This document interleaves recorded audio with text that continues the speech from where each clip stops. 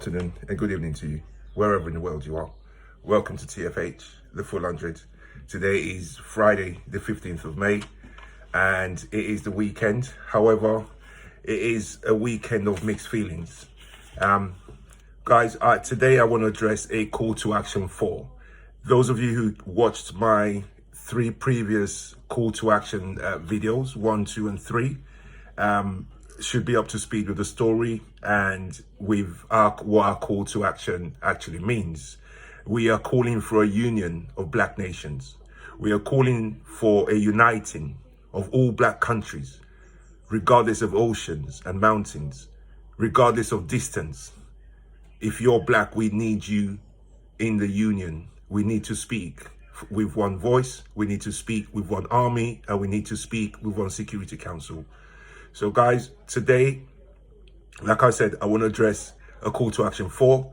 So guys, let's get to it. I want to start today's video by showing you 2 videos, 2 very disturbing videos, and then my statement will follow shortly. Please take a look. And I have to warn you guys, these videos are very distressing, very distressing. However, this is what we see on a daily basis over here in the West and across the world. Please take a look.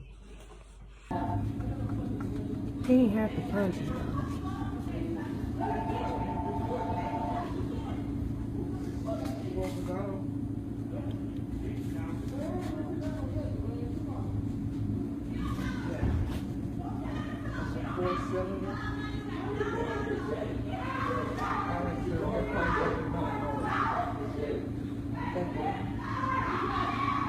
Oh, wow.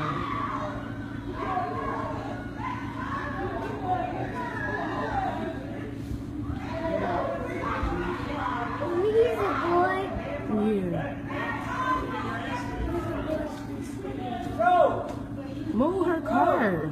I got your wig.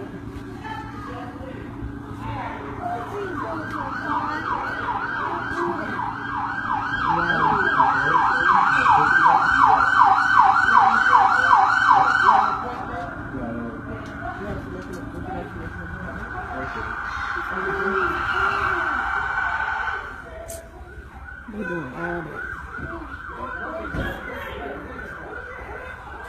Why is he still punching him though?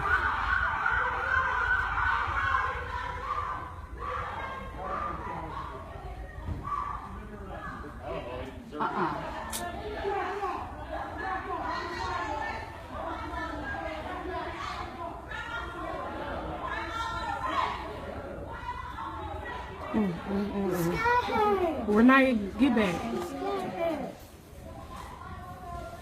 Y'all can't see right from wrong for either. Right. Both on the wrong side.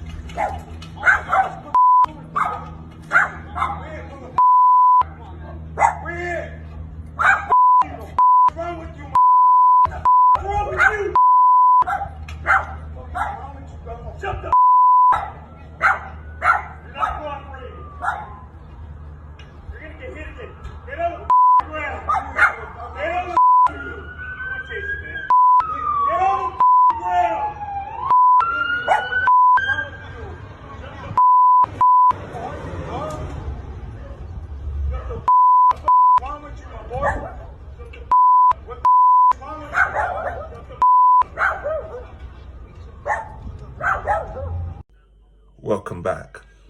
Now, those videos, as distressing as they are, they're the reality for many. So here is my statement. A call to action for, dear black leaders, here are just a few more reasons why we need your help. We need you to take this seriously. Nations across the world will use this pandemic to pursue agendas. They will use this to tighten travel and immigration and all other things. They will use this to tighten and restrict, which for sure we will bear the brunt of. We are already being targeted for wearing masks when the government has asked the populations to do so.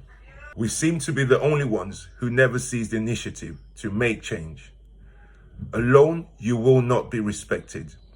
Together, with over 1 billion people speaking with one voice, one direction, one agenda, we will be respected.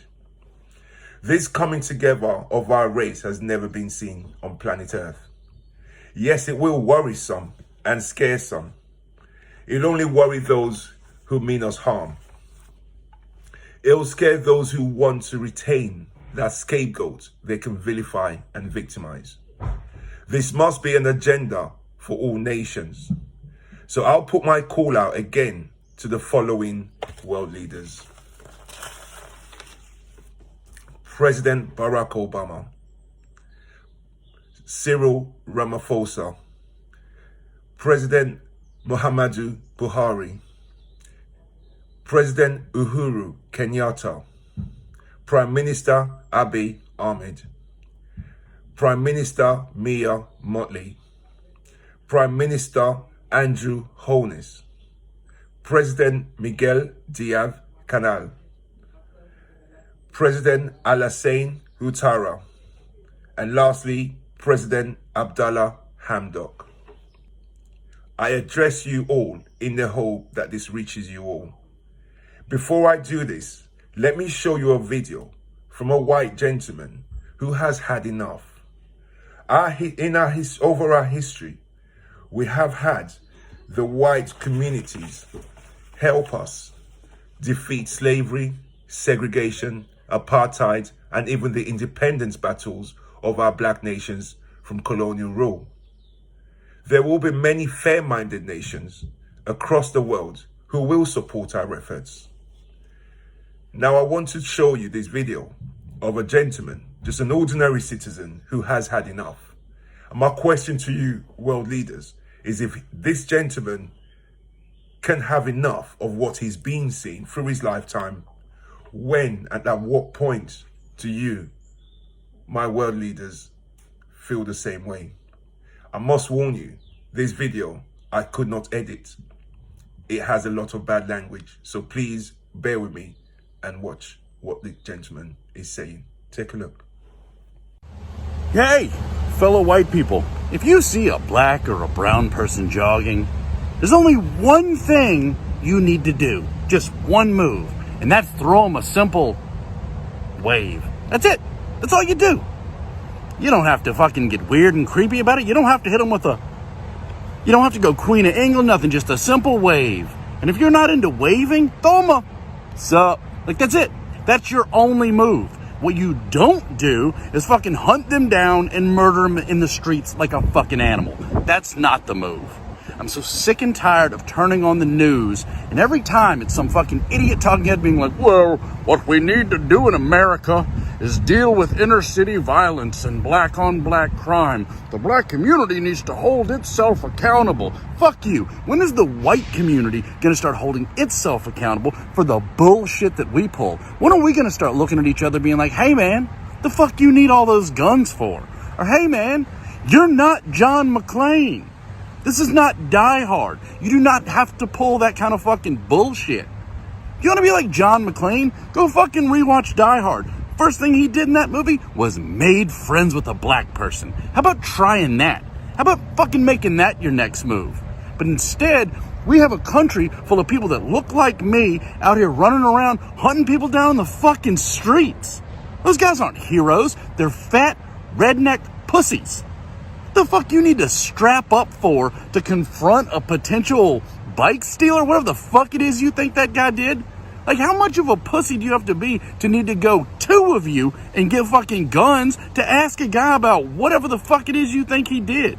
First off, it's none of your goddamn business. Second of all, why the fuck did you need to go? What do you think, he's hiding a 38 special in his fucking Adidas shorts? No, the fucking dude was jogging. Mind your fucking business. I'm tired of this shit. The union of black nations is a must to protect ourselves. As one, we will rewrite our debts. As one, we will rewrite our trade deals. As one, we will renegotiate the contracts covering our mineral wealth. As one, we will seek to extract our gold, our diamonds, our copper, oil, and other resources in such a way that our long neglected people benefit from this wealth. As one, we will begin cleaning up the environments destroyed by foreign companies who have been allowed to ruin our rivers, our communities, in a way they will not do in their own homelands. As one, let's begin doing what China did in one generation. Let's begin working on turning our working poor into the middle classes and take those below the poverty line into the working poor. That'll be a start. As one, let's rewrite our immigration and visa rules. We are the world's scapegoats at the moment when half the world holidays on our beaches. Speaking as one and re-looking at our immigration and tourism rules will surely wake the rest of the world up. Let me finish by calling on your excellencies to begin the phone calls, the messages. As I said previously, if this even sounds like a solution to our situation as a collective, then let's work on it. Thank you very much. And that's the end of my statement today. Your excellencies, this video is directed at you. I will be in touch with a reputable MP over here in the UK. And my call is to you, Mr. Lammy, MP for Haringey. I will be in touch once we have put a panel of trustees together for a movement that I will be starting called the Union Project. The Union Project will have black leaders of our communities, including those who are happy to sponsor our call to action. Those videos I showed you are a day-to-day occurrence for many people. Those videos I showed you, I can show you a video every single day from any part of the Western world where black people are suffering such fate. It is my belief that at this point, we should be using this pandemic to change our outcome of the future.